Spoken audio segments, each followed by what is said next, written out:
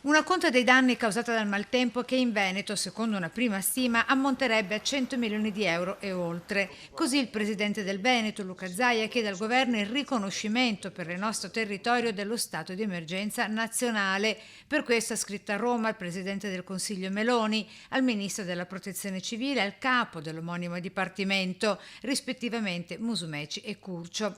A chiederlo con forza venerdì al tavolo del comune di Dolo anche tutti i sindaci della Riviera del Brenta con i consiglieri regionali e i parlamentari del territorio. Obiettivo: accelerare l'accesso ai rimborsi dei danni. Noi abbiamo bisogno dello stato d'emergenza nazionale, della nomina appunto di un commissario e della dedicazione mirata di fondi a ristorare situazioni come questa, aziendali praticamente a terra, ma soprattutto i tantissimi, in maniera diffusa e capillare danni verso i privati. E anche oggi, dopo il fortunale della notte, una trentina le chiamate in attesa di intervento da parte dei vigili del fuoco, soltanto tra Dolo, Stra e Fiesso, per copertura tetti, abbaini, pannelli fotovoltaici. Soltanto a Dolo, spiega il primo cittadino, ben l'80% della popolazione ha subito danni nel corso dei 4 fortunali con grandine e vento fino a 150 km/h che dal 13 al 25 luglio ha funestato tutto il territorio.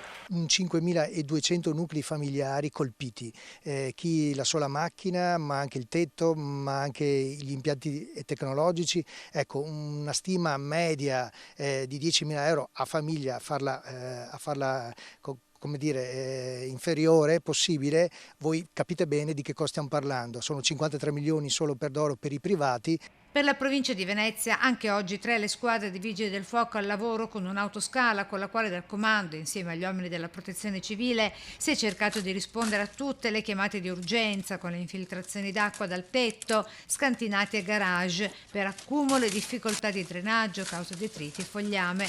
L'appello del primo cittadino di Dolo a chiunque dotato di buona volontà e mezzi possa prestare aiuto concreto.